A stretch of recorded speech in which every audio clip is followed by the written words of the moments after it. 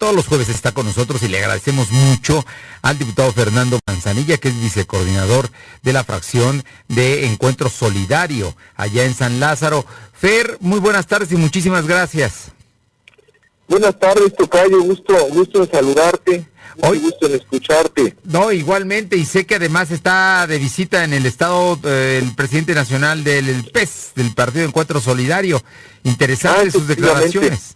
Efectivamente, justo en este momento estamos acabando una rueda de prensa que dio Hugo Eric Flores, es el presidente nacional del PES, y bueno, pues él está haciendo una gira hoy aquí, más bien por la capital, y tuvo algunas reuniones ahí con gente de la estructura del Partido Encuentro Solidario, y ahora terminamos una rueda de prensa. Efectivamente estamos ahorita aquí acompañándolo.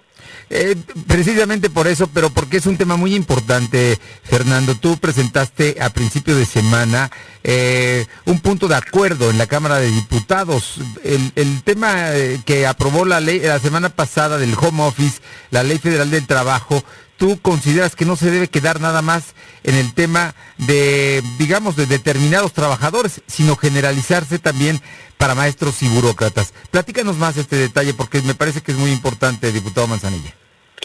Bueno, efectivamente, como tú bien lo dices, y además, bueno, pues a raíz de la pandemia que ha cambiado tantas cosas en nuestra vida, una de las que cambió, pues es que el trabajo desde la casa se convirtió en algo pues ya cotidiano, común, incluso te diría yo hasta indispensable, ¿no? Y finalmente de un día para otro, pues la gente ha tenido que emigrar y llevarse el trabajo de la oficina a la casa. Esto es, tocayo, pues lo que se conoce y se le llama el home office, ¿no? Así le suelen llamar. Claro. Pero bueno, este asunto implica una serie tiene una serie de repercusiones, principalmente implica pues una serie de gastos que normalmente no corren a cargo del empleado. Y me refiero a gastos en casa, pues con la luz, el internet, la telefonía, el equipo de la oficina, digamos ya desde la casa, etcétera, etcétera. Y esta carga económica, pues finalmente no era un problema si estábamos hablando de que alguien se iba a casa un día, un par de días, una semana, pensemos, ¿no? Como nos ha pasado en muchas ocasiones, pero cuando esto se vuelve algo cotidiano y en algunos casos ya hasta permanente, porque mucha gente ya va a migrar al tema, digamos, del home office, pues entonces empieza a generar algunas discrepancias entre los empleados y los empleadores. Por esta razón, justamente, aprobamos la semana pasada, primero la Cámara de Diputados y luego se la aprobó el propio Senado, esta reforma, una reforma a la Ley Federal del Trabajo que regula esta nueva modalidad laboral que denominamos nosotros el teletrabajo. ¿Qué implica y qué beneficios tiene? Bueno, pues principalmente hay una serie de obligaciones especiales que ya correrán a cargo de los patrones y que van a tener que asumir gastos, como el caso de la parte proporcional de lo que decía antes, de luz, de teléfono, de internet, de videollamadas, y también pues la instalación y el mantenimiento de equipos de cómputo, de impresoras, de sillas, de todo aquello que se va a requerir para el trabajo en casa. Esto pues es algo positivo y va a beneficiar a millones de trabajadores que han migrado a este tipo de trabajo, ya desde casa, al teletrabajo o al llamado home office. El problema que tenemos es que la reforma está concentrada en los trabajadores del sector privado.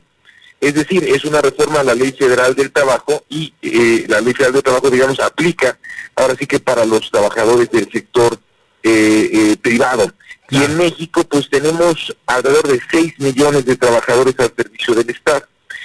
Pero yo he hablado de los, pues, del grupo, podríamos decir, más amplio, y además el que más repercusión está teniendo, que son las maestras y los maestros. Tenemos, tocayo, en México alrededor de 1 millón de maestras y maestros. Y sabemos, porque así ha estado sucediendo, que las maestras y los maestros pues no están trabajando en los salones de clases, sino que lo están haciendo desde casa, igual que los alumnos. Entonces, y todo parecería indicar que eso va a quedar y va a durar todavía durante un muy buen rato. Y por esta razón, justamente presenté yo un punto de acuerdo donde toco esto, que hay que reconocer esta reforma que acabamos de aprobar, que impacta a los trabajadores del sector privado, pero hay que empezar a ver todo el tema de los trabajadores del sector público, particularmente el tema de los maestros. Lo que yo decía, que básicamente son dos puntos centrales. En primer lugar, un exhorto a la Secretaría de Educación Pública Federal, así como también a las estatales, para que se puedan brindar los apoyos a estas maestras y maestros que están realizando teletrabajo en todo el país. Me refiero a cursos de capacitación en materia de usos de tecnología, apoyos para equipo de cómputo, para materiales didácticos, etcétera, pues para todas las cosas que están haciendo y que les están costando a ellos y a ellas.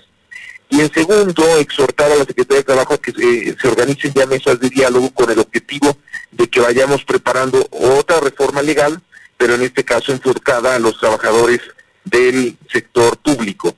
Y prioritariamente, repito, creo que los que más impacto están teniendo son las maestras y los maestros. De eso se trata, y bueno, pues esperemos que ahora en el nuevo periodo de sesiones que iniciará el próximo año podamos discutir esto y ojalá podamos llegar a un consenso y aplicar estos beneficios pues también para los trabajadores del gobierno. Oye, es que es un asunto de verdaderamente, estás hablando de 6 millones de mexicanos. ¿Te acuerdas cuando se discutía lo del tema del apartado A y el apartado B? El apartado A son pues precisamente la Ley Federal del Trabajo de todos los trabajadores que forman parte de las empresas.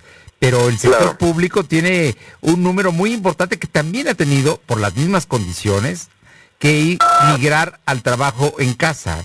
Y ahí es donde también estás pidiendo que se atienda a este sector que es muy, muy importante. Es que imagínate, tocayo, estamos hablando de 6 millones de trabajadores, pero eso implica que estamos hablando de 6 millones de hogares. Entonces imagínate el impacto que tiene, si en promedio, pensemos, hay 4 o 5 mexicanos por hogar, pues estás hablando entre 25 y 30 millones de mexicanas o mexicanos se ven impactados por esto, pero además los que más están viendo impactados, porque eso pues todo el mundo lo vemos, lo sabemos, lo conocemos, son las maestras y los maestros. Las maestras y los maestros están teniendo una situación muy compleja, porque migrar de un día para otro toda tu enseñanza a la vía, digamos, remota, pues es un reto enorme, y yo sé que mucho del trabajo que se está haciendo pues también tiene que ver con la interacción que ellos, las maestras y los maestros están teniendo con los padres y madres de familia.